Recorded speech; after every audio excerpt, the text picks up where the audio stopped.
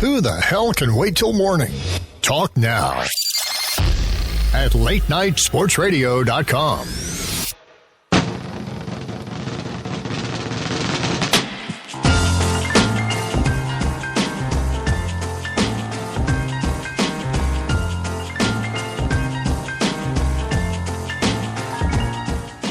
Oh, yes, kids, it's the Keith Grieve Show here on Late Night Sports Radio. First time in a long time, kids, but we have got an action-packed show tonight.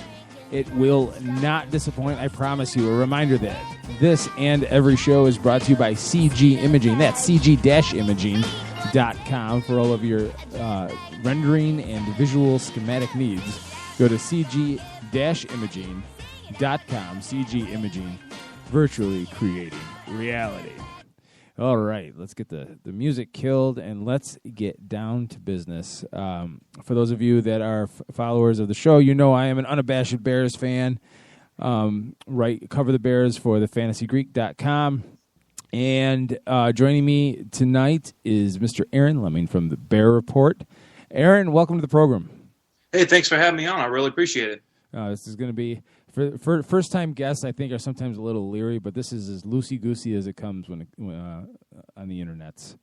That didn't sound as masculine as I hoped it would, but hopefully you get the point. Oh, yeah, we're good, man. We are good. All right, so John Fox, second year in Chicago. Last year kind of inherited the mess that was the remnants of the Mark Trestman era. I think last year you can look at it as a success for inheriting that roster. But then they go in the offseason, and as if they were just like playing Madden and just checked off what they needed, they seem to go out and pretty much address every need on the defensive line or the defense in general. What's your take on the defensive additions in the offseason? I think they did a great job. I think one of the biggest things, especially going into an offseason when you have a lot of needs and a lot of money, is the fact that you usually overpay. And I really don't think the Bears did that. I think they got Danny Trevathan on a really good deal, Jarrell Freeman. I mean, inside linebacker was really the weakest position last year. When you're starting Shea McClellan and Christian Jones for the majority of the year, you're going to have some issues. And I think that was the biggest weak spot. Obviously, they shored up the line a little bit. Akeem Nicks is going to be a good addition for them. And I think he's a massive human being, right around 320, 325. He started off the season with New Orleans and headed over to New England and really had kind of a breakout year. So ultimately, I think they get guys that really fit what they're looking to do. Massive guys up front. That's something that Fangio really didn't have in San Francisco, but I think it's really going to work well. They don't have quite as good of a defense as what he was working with in San Francisco, especially with the DBs. But overall, if they have a strong front seven, they've got deep outside linebackers, should be able to produce a pretty good pass rush this year. So overall, I think they did a very good job, and I could see this, as a baseline, probably a middle of the pack unit, but I really do think they have the ceiling to be able to jump up and probably be a top 10 unit overall. Yeah, the one question mark, for me anyway, is the secondary, but I say that with an air of caution, really, because Kyle Fuller really played well at the end of last year, I thought anyway, watching him. And, Tracy Porter is Tracy Porter. Last year may have been an anomaly. He certainly never really channeled the lightning in a bottle that got him the big contract to go to the Raiders back in the day when he was a Saint. But if those two corners can come to play, Adrian Amos, I think, is going to be a fixture at safety. But the strong safety is a question mark. And Chris Prasinski, he was serviceable. But they seem to use some draft picks in that area. So where the safety position shakes out, which has been a headache ever since the Daniel Manning era, do you think the secondary can – put it this way. Do you think with the addition to the defensive line and a linebacker, do you think that can make up for a mediocre secondary? Absolutely. I think when you really look at what Fangio did in San Francisco, he really didn't have, I guess at safety, he had some names, but really he didn't have any big spends in the cornerback area. And you look at Chris Culver, I think he was a third-round pick. Parrish Cox was a fifth-round pick.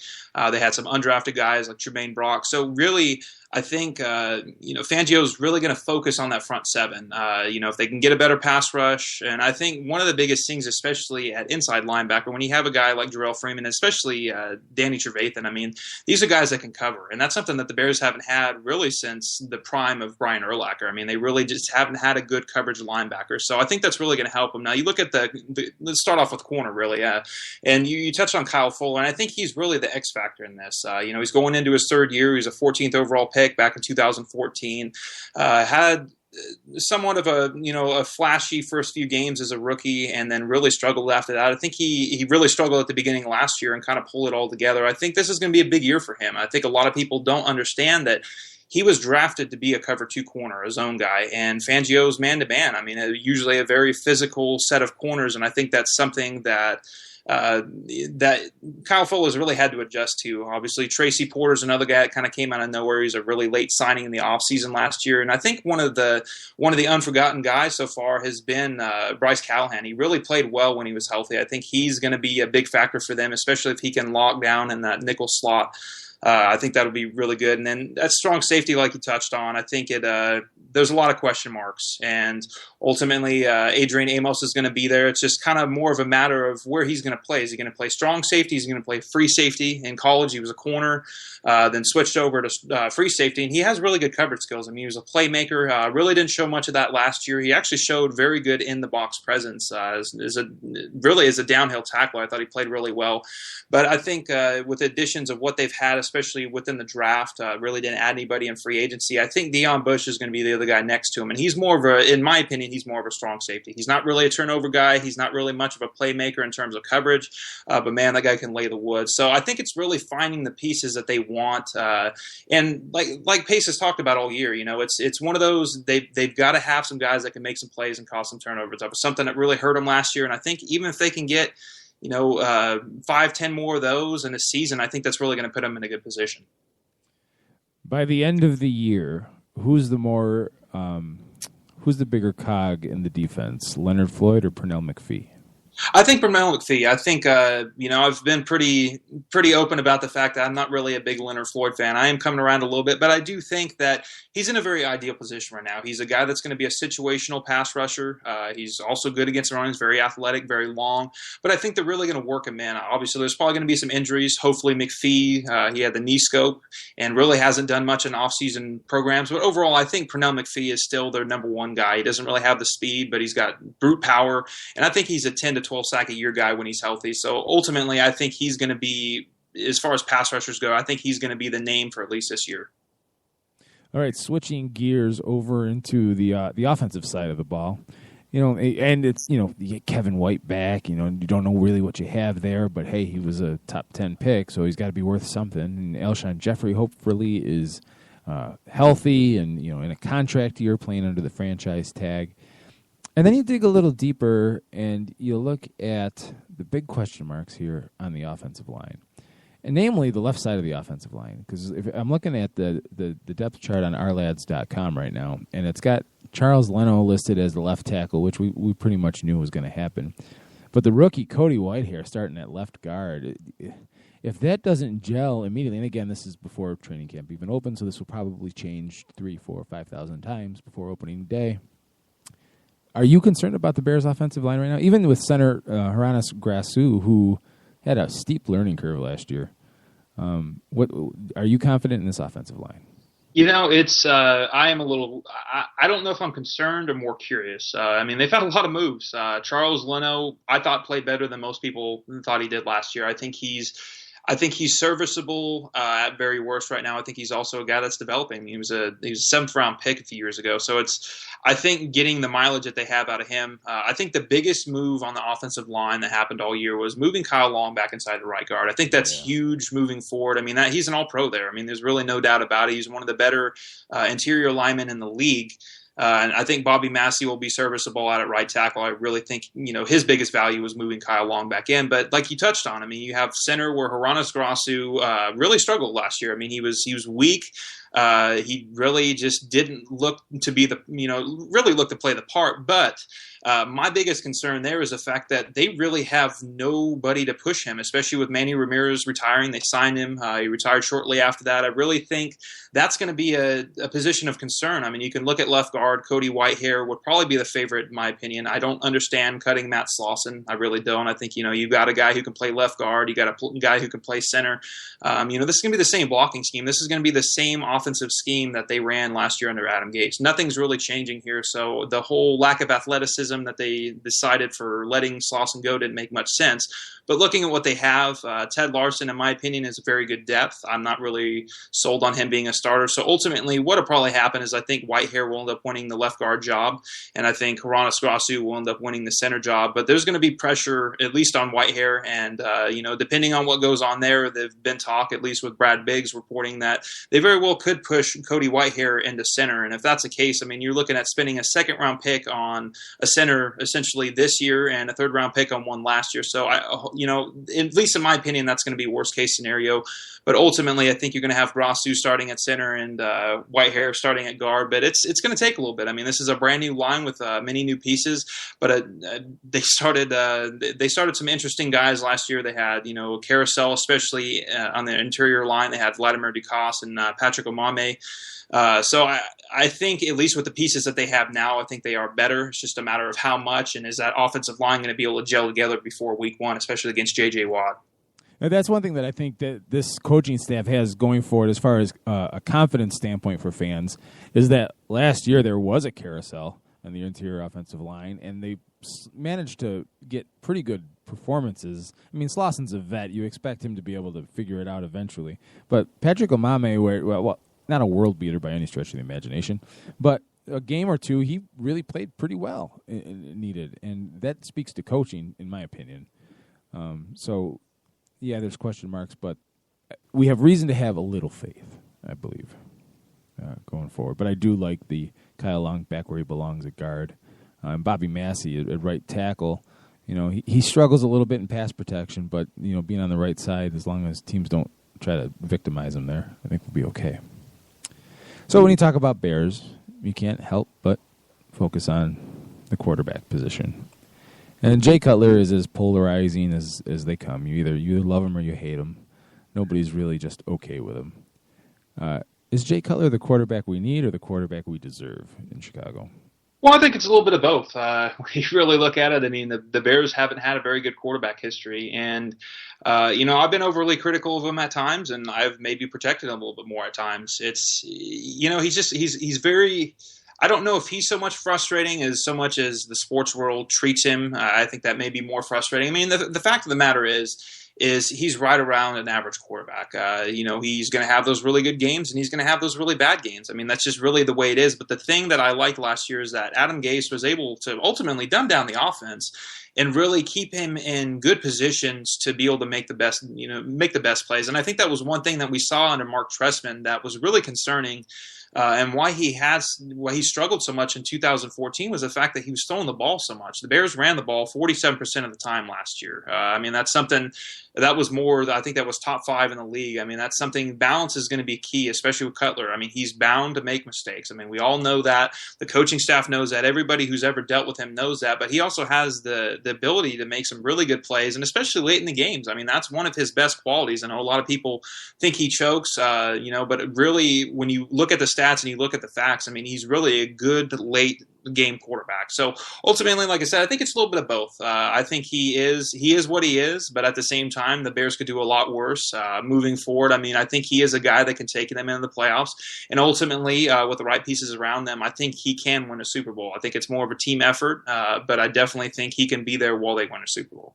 And that's really it. I mean, and everyone throws this out there and everyone rolls their eyes, but all he's got to do is really be the Trent Dilfer on this team and just stay out of the way. Like, don't be the reason that you lose games.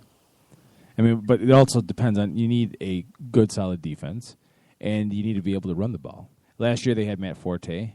Now enter Jeremy Langford, Kadeem Carey, rookie Jordan Howard, kind of a three-headed monster, really. And we all know how Foxy loves to just play the hot hand. I mean, it's no secret to anybody. You look at Carolina when they drafted Jonathan Stewart, and everyone was like, "Oh my God, Jonathan Stewart's going to take over the league." And no, it was D'Angelo Williams' show, and Jonathan Stewart played sparingly. And then you go to Denver, and then you had the C.J. Anderson, Ronnie Hillman, no Sean Moreno there for a year. You never really knew who to lean on. Do you see this backfield performing well enough? I mean, is there enough talent in there in Langford and Carey and Howard?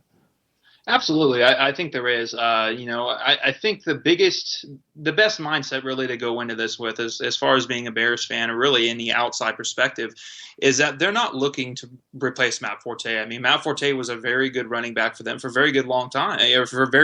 And that's not just because he was a good running back. I mean, he was a great receiver, and he was a very good pass blocker as well. So ultimately, I mean, that's something that you really can't just replace with one running back unless you drafted a guy like Ezekiel Elliott, which they didn't do. So, and like you pointed out, really, Fox has had rotations. I mean, there's been committee backfields everywhere he's went, and it has always worked out pretty well. So I think they really have a good mix. Jeremy Langford's a guy that I know some people are high on, some people aren't. I mean, he had somewhat of a good rookie year in some aspects and somewhat of a rough rookie year, but at the same time, it is what it is. You know, it's a rookie year.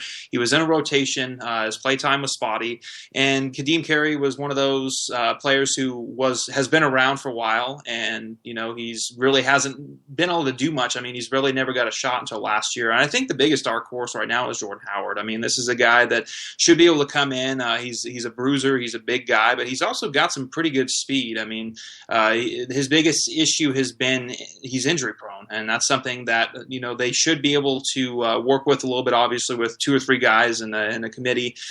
So ultimately, I think it's going to work out. I don't think it'll quite replace the production that Matt Forte has, but at the same time, I think there's also some nice attributes in there. I think Jeremy Langford has a little bit more explosion, and I think Jordan Howard and Langford, really Carey for the most part, I think are all going to be better in short yardage and goal line situations, which is something Matt Forte really struggled with. I think that was really his only downside. So it's going to be fun to watch. I think that's going to be one of the better battles in camp to watch, just because there is a good amount of young talent there. No world beaters, but at the same time, they do have some talent, and I think they got a very good complement within those 3 guys. All right, one last question. I'm going to catch a cold here because I purposely don't like to prepare my guests for something like this because I want to get your gut reactions. No filter here. All right. By the end of 2016, by the end of the 2016 season, the player that Bears fans will be most positively impressed with is...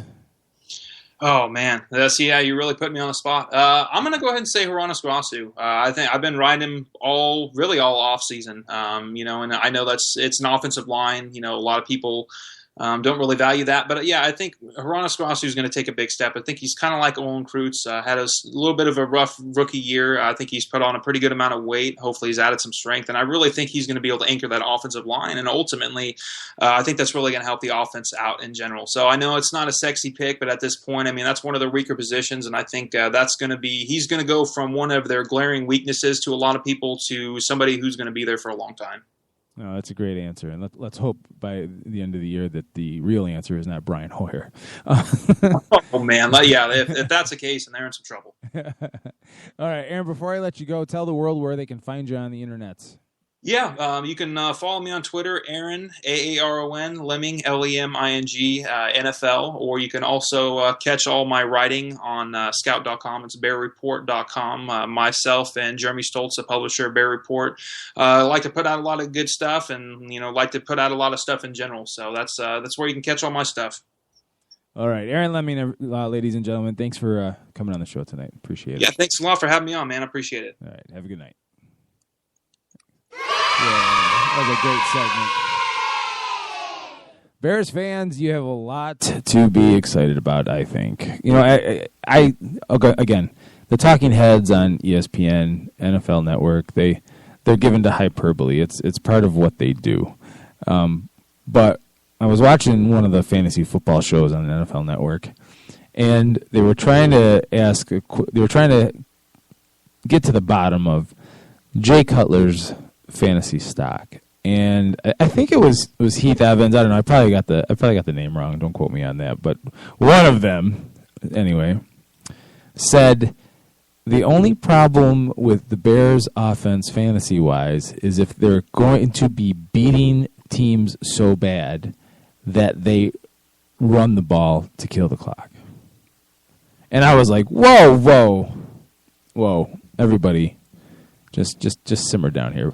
Well, by the way, if you want to call in, the number is 585-633-7487, 585-633-7487. But I was like, whoa, wait. Nobody's talking about the Bears beating anybody bad. I mean, yeah, like you just heard Aaron talk about all of the fantastic additions on the defensive side of the ball. And they did what they needed to. I mean, pass rush sucked last year. They couldn't run the ball at all. It was like watching a bullfight with a matador getting just run over by a bull and gored to the death. Just blood everywhere, just a mess. It was just a disaster. That was the Bears' defense against the run last year. They went out and addressed everything that they needed on defense. Now, my own opinion, I'm a little bit more skeptical of the offensive line. You know, Grasu is saying all the right things, that, you know, the game is coming off a little faster to him. Leno rated very poorly at Pro Football Focus in passing downs. You know, and that's what you want your left tackle to be able to handle. If your left tackle can't handle passing downs, you're in trouble. And he was god-awful. Ted Larson, you know, if he's the left guard, he didn't rate all that well either. So there are some real concerns on this offensive line. Bobby Massey is the name, the big addition, but he suffers in pass protection. So it's, again, like I said with Aaron, reason for optimism because the coaching staff seems to know how to coerce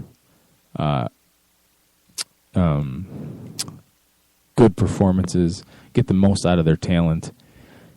But, oh, boy, if it's bad, oh, God. Remember Cutler getting knocked around all those years with Mike Martz? Yeah, well, it might not be quite that bad, but I don't think you're going to want to hear it.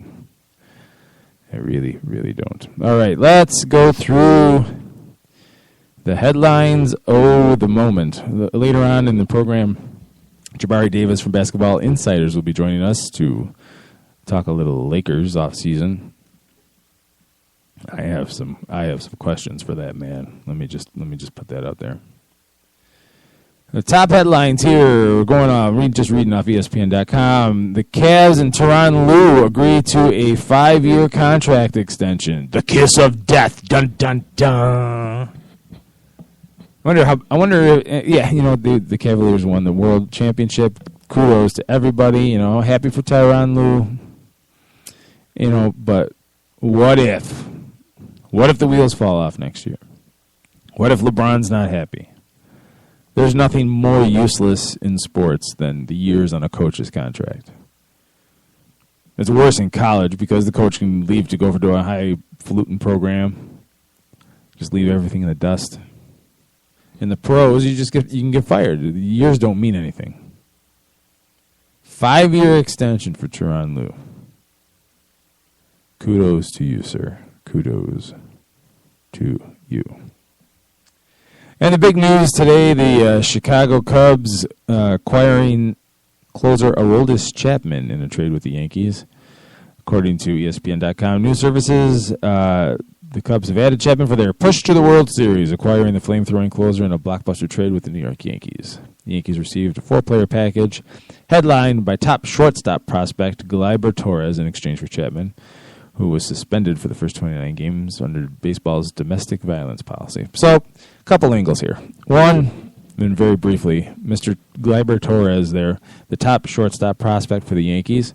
How miserable is this guy's life going to be for the next couple of years? Because he's going to be nothing but compared to Derek Jeter. If he doesn't pan out, then it'll be like, oh, well, what happened to the next Jeter? If he makes it to the major league stage, oh, my God, it's going to be, thank God Skip Bayless is off First Take. That's all I got to say. Because it would be nonstop Jeter comparisons. Of the media machine will go nuts. Playing shortstop for the Yankees in these days is akin to when Mantle came up to play center field taking over for DiMaggio. So now let's turn our attention to the other side of this trade. And if you're the Chicago Cubs, obviously you're a contender. You got a shot. You made it to the NLCS last year, didn't you? What happened there? Oh, yeah, that's right. You got swept by the Mets. If I remember correctly, those games didn't really come down to a closer. But anyway, I'm just trying to rub it in being a Mets fan. So you look at the National League team pitching, and my favorite stat is the whip ratio. To me, that tells you what pitcher has control and who's just getting rocked. The Cubs are number 2 in the National League, second only to the Dodgers. So you look at their previous closer, Hector Rondon, and he's got 4 blown saves, but he's got a whip under 1. He's got 18 saves of his own. ERA of 1.95. 5 walks in 37 innings. 48 strikeouts. I don't know. I mean, obviously, adding a 105-mile-an-hour thrower like Chapman makes you stronger. But I don't know if the Cubs really needed to do this. I mean, bullpen is bullpen, and in the playoffs, it's crucial. You can't question it. It's not like you say, "Oh, it was a terrible move." I'm not saying it was a terrible move. I don't know if they really need to do this, and especially for a guy with questionable credit. Hypocrisy alert for the Mets fan who now has Jose Reyes on his team. Now, the difference for me anyway, and again, I haven't really dug all that deep, but I don't remember Chapman, any details of Chapman trying to make amends for what he did when he allegedly fired a gun into a garage while his significant other cowered in fear. That's a significant display. I mean, all domestic violence is significant and awful and should never happen. But when you pull out the gun, and maybe I missed it, folks, and send it my way, Keith Grieve at 87sportsfans.com. I don't remember seeing an apology. Now, Reyes, according to the Mets, before they signed him, was willing to go above and beyond to do community work, to seek, help or whatever he needed to do. I don't get that vibe from Chapman. And I'm telling you right now, if the Yankees were willing to give up on him, and I know the Yankees are in a major rebuild stage right now, if the Yankees were willing to give up on that kind of talent, that's got to give you some kind of red flag.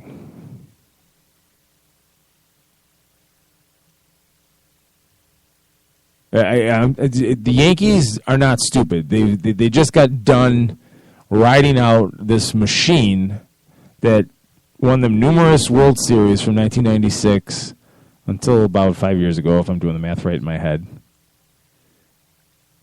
And now they have this tremendous relief pitching talent, a closer. They just got done having the best closer of all time retire. And now they get this fireballer, and they're willing to give him up for prospects.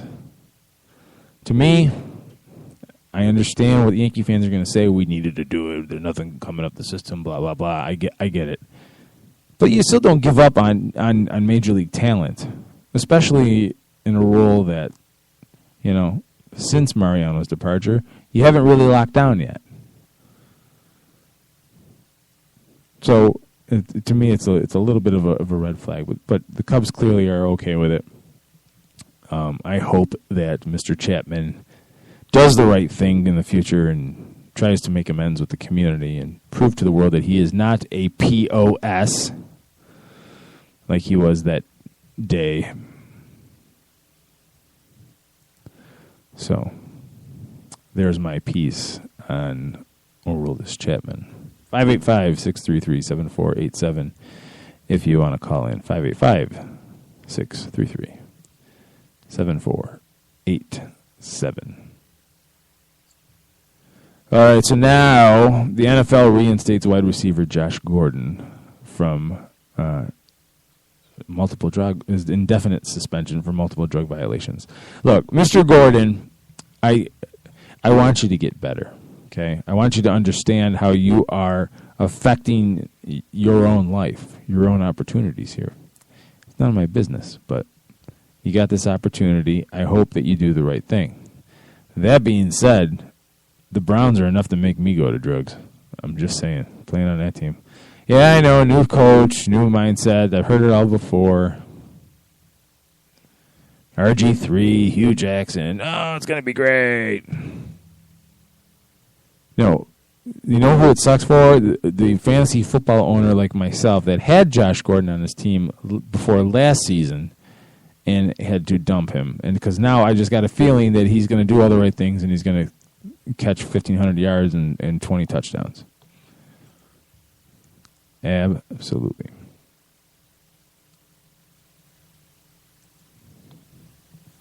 It's just the way it is. It's just my luck. Jabari Davis coming up next in about 15 minutes. Let's hit the Major League Baseball scoreboard and see what's happening. The Cardinals and Mets postponed, as rumors that the Mets are trying to acquire bullpen help before the trade deadline. The Tigers up on the Red Sox, 4-2 in the top of the ninth. The Rockies trailing the Orioles, 3-2. Now it says end of the 10th, so I'm going to assume that game is over. The Orioles beating the Rockies 3-2. Brewers over the Diamondbacks 7-2 in the top of the ninth. Athletics leading the Rangers in the bottom of the seventh 6-5. The Cubs trailing the White Sox. In the top of the eighth 4-2. The Yankees leading the Astros 2-1 in the bottom of the eighth. The Angels up on the Royals 4-2 top of the seventh, and the Giants up early on the Reds 1-0 at the end of the first. Another final score: the Blue Jays beat the Padres 4-2, and the Phillies beat the Marlins 4-0. So, looking at the standings in Major League Baseball, Baltimore Orioles still doing it like LL, doing it. Yeah. I think it's doing it well, actually. I didn't think about it. Anyway, 58-40 for the Orioles. Boston Red Sox right there, 2 games back on a 7-3 tear. The Blue Jays are that team that they have all the pieces. They're in third place right now, 3 games back. In the Central, Cleveland Indians with a 6-game lead over the Detroit Tigers, 8 games over the defending world champion Kansas City Royals, who are not sit at a game under 500. What a god-awful title defense. Should be ashamed of yourselves. Rangers leading the West by 2.5 games over the Astros, 6.5 over the Mariners. And those poor Angels. How long is Mike Scioscia going to keep his job? I know what he's done in the past. I get it. But how long can you justify? Sooner or later you need a new voice. It's not that hard. You know what I mean? It happens in sports. It doesn't mean that Mike Scioscia is an awful manager. You may not like him. You may not like the decisions he makes, but the guy does have success in his past. But you sit at 43-55 in the AL West, 13.5 games back. I don't know. And maybe Scioscia's not the problem, but sooner or later, regime change happens, inevitably. This may be the year. This may be the end of the run. Over in the National League, the Nationals sitting with a 5-game lead over both the Mets and the Marlins. In the Central, the Cubs with a 7.5 game lead over the St. Louis Cardinals. That just blows my mind. 8.5 over the Pittsburgh Pirates, who everybody's waiting for them to make a move because they have the weakest schedule going forward. Well, they still got to win the games. They're on a 2-game winning streak now, but 5-5 in their last 10. San Francisco Giants with a 3-game lead over the LA Dodgers. Colorado Rockies. Trevor Story is a nice story, but far from legendary. Still can't do. It's not baseball cannot be led by one person. It's just not going to happen. 47-52. They're 11.5 games back. So, it's like.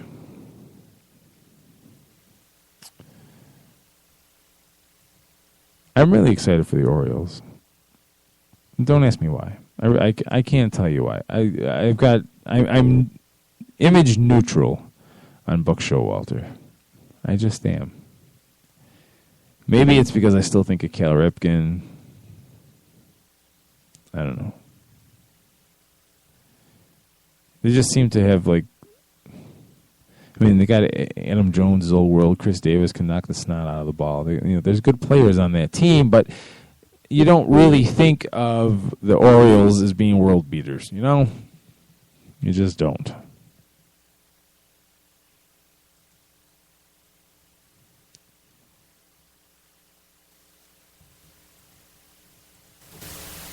In Major League Baseball, the New York Yankees bench Alex Rodriguez, uncertain when he'll return, from Andrew Marchand, ESPN's senior writer.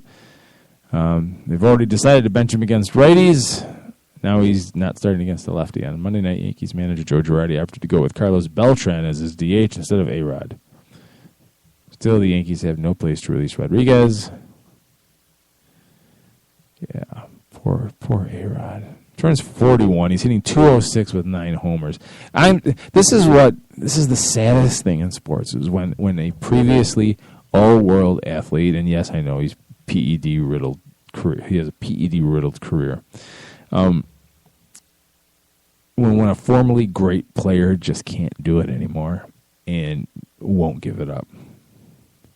Like, the time is now, A-Rod. I'm calling on you. I'm going to make an impassioned plea for you to just hang it up. You know what? Here, let me get the right setting here for this. Alex, let's talk. Can you have a seat, please? Well, you and I are about the same age, and it's been great watching you play. I wish you didn't lie about the steroids and all that, and otherwise lead a pretty douchey stretch of existence there with the Yankees. But still, you were a fantastic player. But, and this is going to be hard to hear, it's time. It's time to hang it up. Time to call it a career. Right off into that sunset, cowpoke. It's over.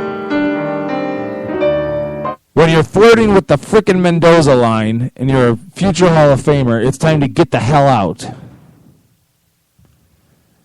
It just is. Sorry, had to go with a little tough love there angle at the end. Don't judge me. Do not judge me.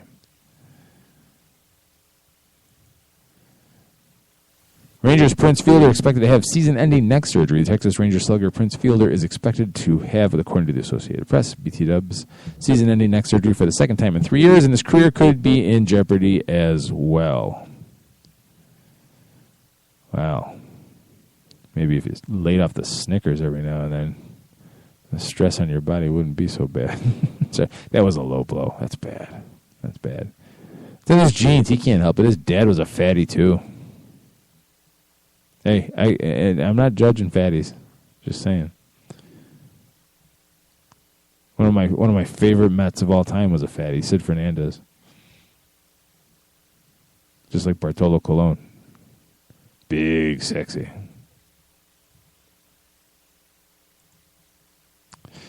We talked about the Blue Jays earlier. Jose Bautista returns to the lineup, according to the Associated Press. He's been activated off the 15-day disabled list. And also they get back catcher Russell Martin. So now is the time to make a run, kids. Do not wait. As the great 80s philosopher Madonna said, get in the groove, boy. You've got to prove your love to me. Yeah. So everyone's talking about Aroldis Chapman still, and it's a big deal. And I'm going to sit here right now and say, while I totally understand why they did it, I'm going to disagree with the feeling that they had to do it. Don't think it was necessary at all. No, but the Cubs have had some level of success this season. You can't look. You look at their record. They stumbled a little bit there in July, in the end of June, but they're still sitting at 59-38. And it doesn't look like they're really going to get a push. St. Louis is banged up. Pittsburgh is Pittsburgh, really, for lack of a better term. They are fourth in the league in runs scored, but they're only 15th in batting average. Second in on-base percentage, which, can cover up a lot of sins. But only 10th in slugging percentage.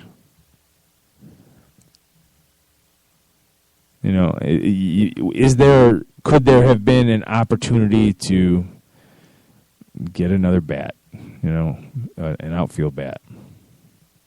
Don't know what's the right play there, but you're not getting the production that you need out of some of those folks.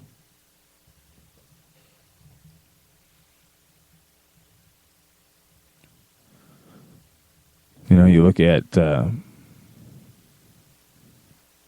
Wilson Contreras batting .276.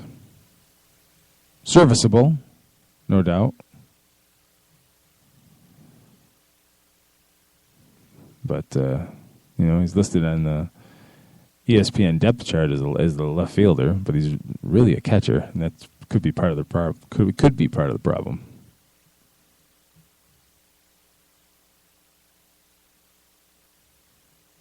But for the Cubs going forward, Arrieta, Lester, and Lackey is your playoff rotation, bumping Jason Hamill and Kyle Hendricks into the bullpen.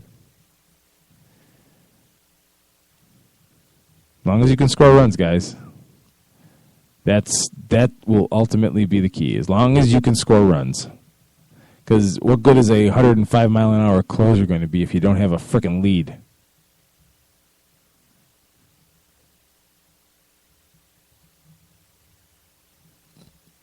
It's that simple. A couple minutes, Jabari Davis from Basketball Insiders is going to join us.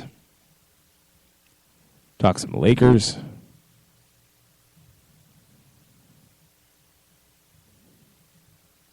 Can't wait. So, fantasy football draft season is coming up very quickly. I'm in my league is a dynasty league. We drop 7. I'm sorry, we keep 7, and we draft 8 every year. And I'm in a conundrum because I have both Le'Veon Bell and D'Angelo Williams on my team. Now, obviously, Le'Veon Bell is involved in some shenanigans with a missed drug test. Possibly going to miss the first 4 games. So, obviously, D'Angelo Williams would be pretty damn valuable. Now that this has happened in July, I'm faced with having to use a keeper spot on my handcuffed running back. Because, oh, by the way, I won the league last year, so I'm drafting dead last in the first round. If D'Angelo Williams is available, he's not going to last 12 picks. Guaranteed. I mean, I'm psychologically superior to pretty much everybody in my league, but even they won't let that happen. So, that was a joke. Wait, here.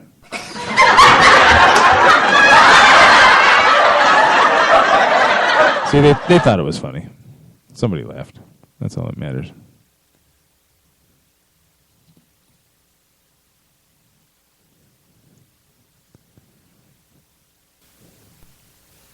So I'm going back and forth in my head about, do I take a chance? Do I try to, do I keep somebody else on my team and then take my chances?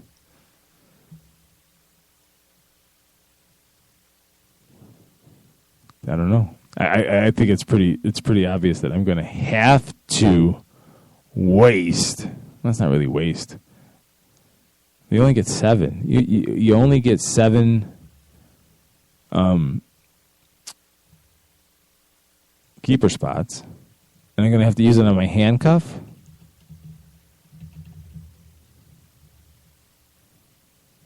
I don't know. I don't get it. It's unfair, I tell you. And that being said, I'm going to try to get Mr. Davis on the phone right now. Let's go over to the late night sports radio hotline. And let's make a call.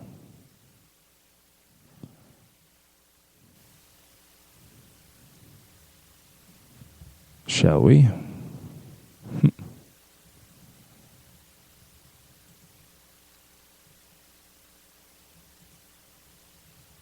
Let's see here.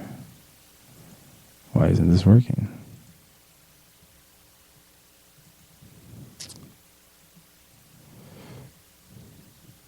This is kind of funny now, happening on the air like this.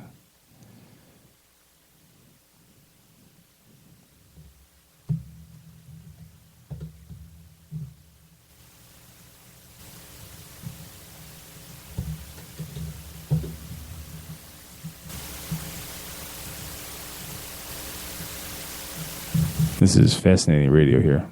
Well, let's take a quick break here while I get Jabari on the phone here.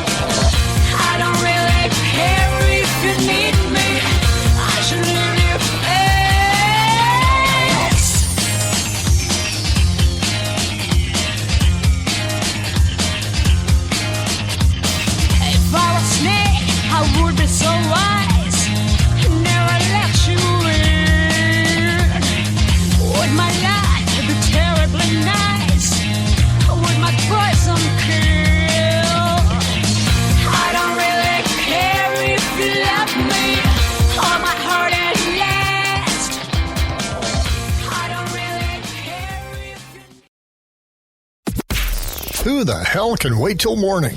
Talk now at latenightsportsradio.com.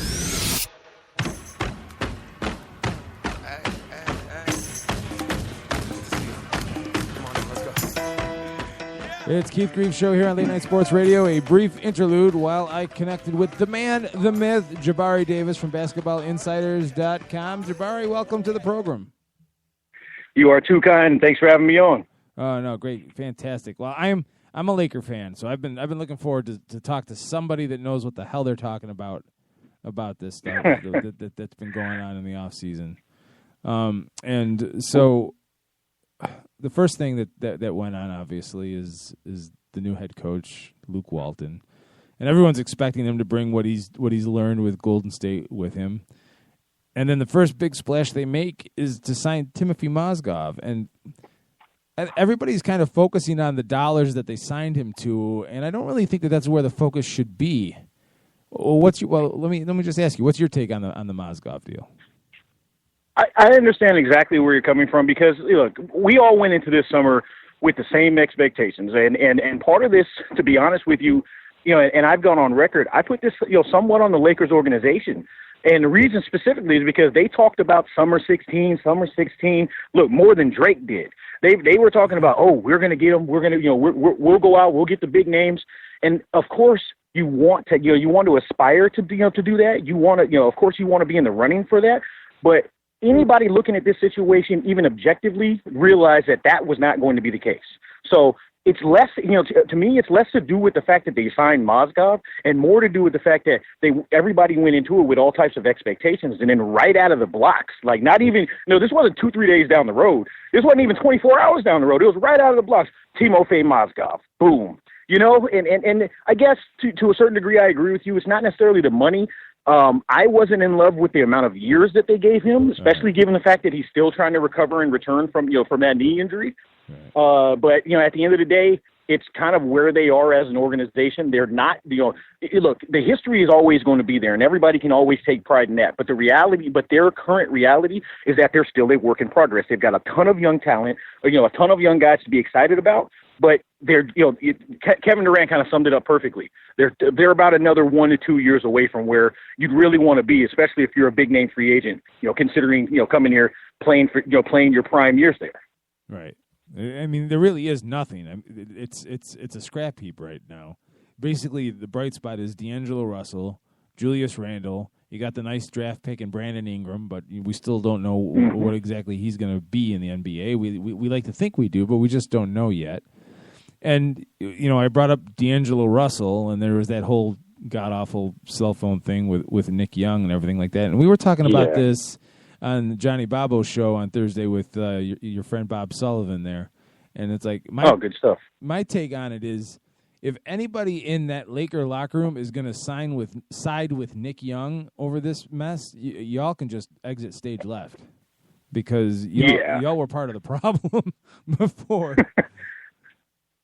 Look, I hated that situation only because you never want. It's one thing if you pull a prank on somebody and it's just it only involves them. It's a whole other thing when it involves like actual real life situations. Right. Not that I'm sitting there feeling sorry for Nick Young, because hey, look, he made his bed quite literally. It's just you just of course, and I'm not saying that you were doing this, but. Oh, Jabari. Oh, we've lost the signal with Jabari. It always happens once, at least once. Let's see if we can call him back here. Every show we do. Hello? Hello. Sorry, we lost the connection there. Oh, sorry about that. Oh, no. I was just blabbing away. No, the last thing we heard was you said, "I'm not saying you were doing this." That was the last thing we heard. Oh yeah, I'm not. Of course, I'm not saying that you were, or anyone on these shows were celebrating it. But you kind of got a sense that there was a lot of that going on. All I know is this: if you're the Lakers organization, while I don't mean to sound callous about Nick Young on a personal level, you have to cut ties. You need a fresh start. You went ahead and you made the decision to get to make the change at the coaching position. You're making it. You're obviously appearing to at least appearing to these days embrace the youth movement. You got a couple pieces in order to support those guys. There's no sense in carrying over. And again, no offense, Nick Young or anybody in this position, but dead weight in that situation.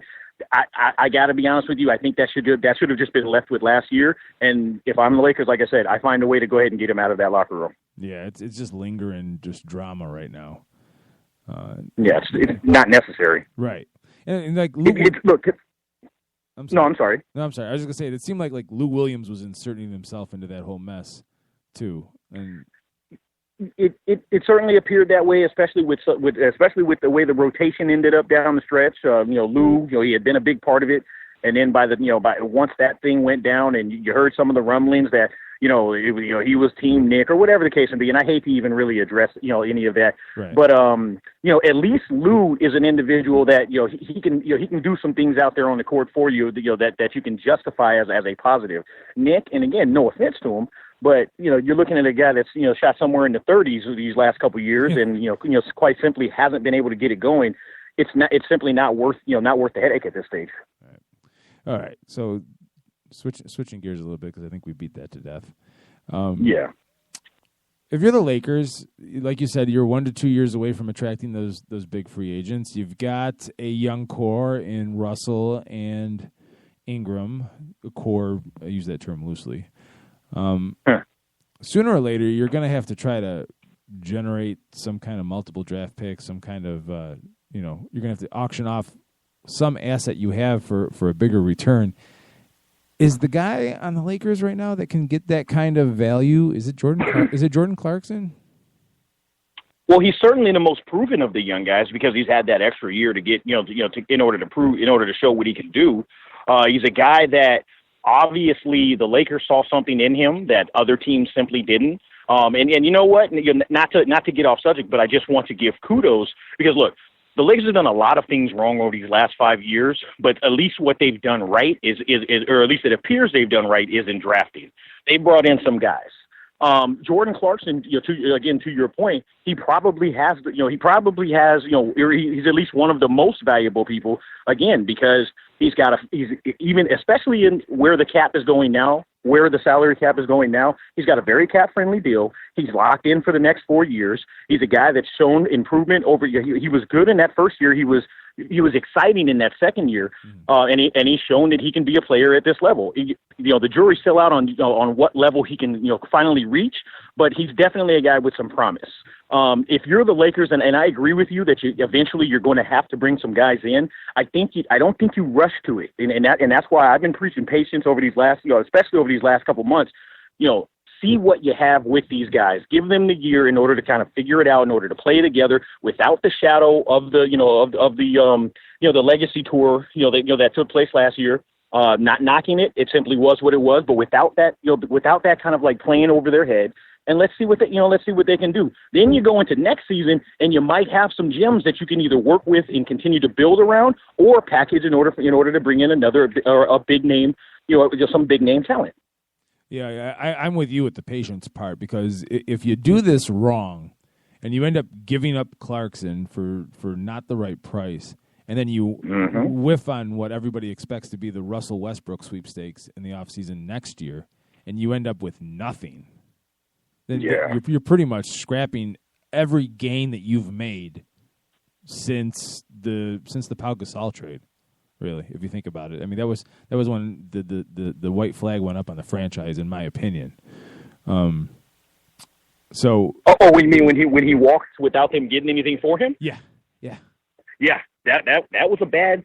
And keep in mind that was right on the heels of Dwight doing it the summer before. Right. Those were some dark. Those. And do we lose Jabari again? Let's see what happens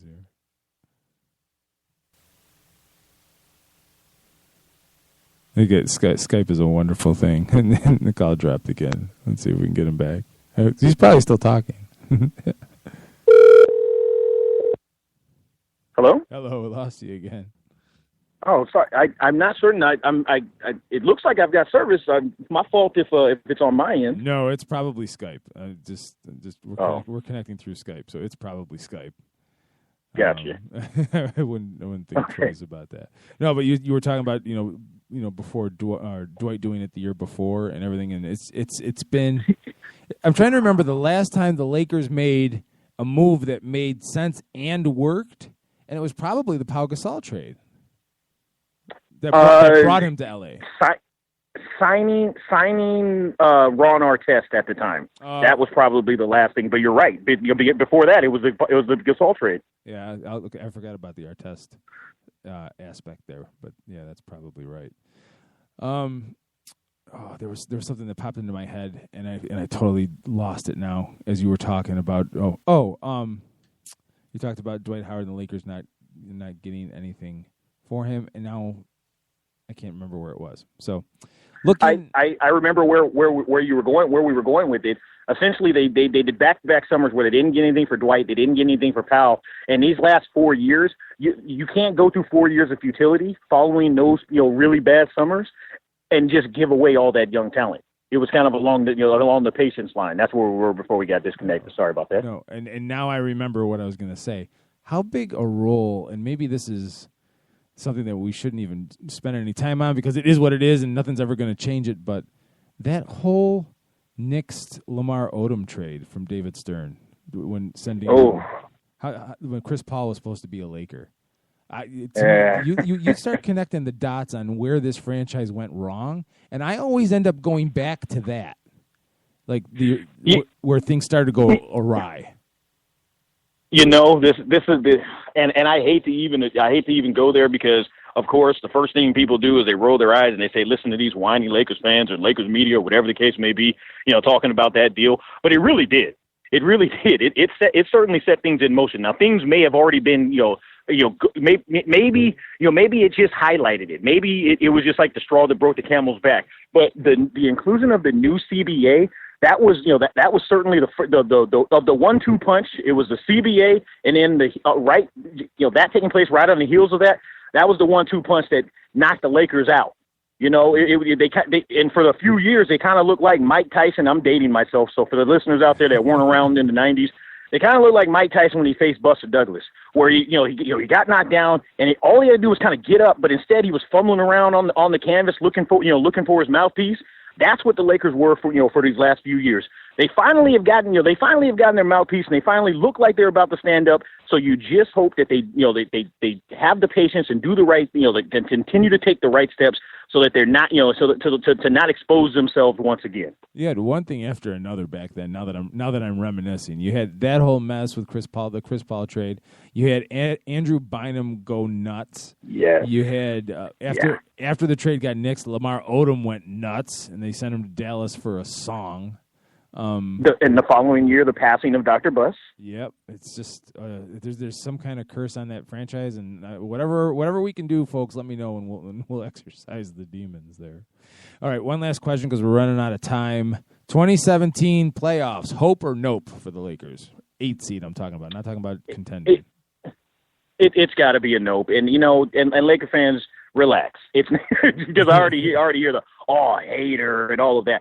The reality is they won 17 games last season. To expect them to win somewhere in the mid-40s, in the very next year, even with the addition of Brandon Ingram, which I'm very excited about, even in year 2 of D'Angelo Russell and essentially year 2 of Julius Randle and all of those other guys, even in Luke Walton's first season, particularly in Luke Walton's first season, I think people have to understand that that's simply not a realistic expectation. They're going to be improved. They've got more talent, and they've got the right talent at the right positions. Finally, I think Luke was a great addition, and I think they're certainly going to start building. But to expect them to win somewhere in the mid-40s, which is where it's realistically going to take in order to get into the postseason, especially in the Western Conference, I just don't think. I think people would be setting themselves up for disappointment.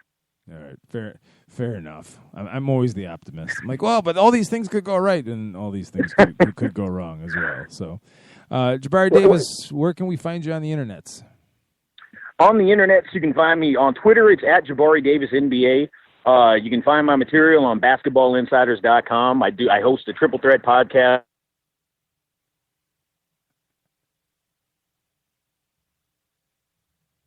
And it looks like we lost Jabari again. And you know what I'm noticing is that it always happens at the 5-minute mark. Apparently that is Skype's time limit for Mr. Davis. So that is going to do it for the It's Keith Grieve show. It's been fantastic. Much thanks to Aaron Lemming from Bear Report coming on and Jabari Davis from Basketball Insiders. Good talking to you both. Hopefully we'll have them back at a later date to follow up on the progress as the season goes forward. Wednesday night, the return of the Fantasy Greeks podcast here on Late Night Sports Radio. Wednesday night, 10 p.m. Eastern Time. And then Thursday night, Johnny Babo. Have a great week. We'll see you next time.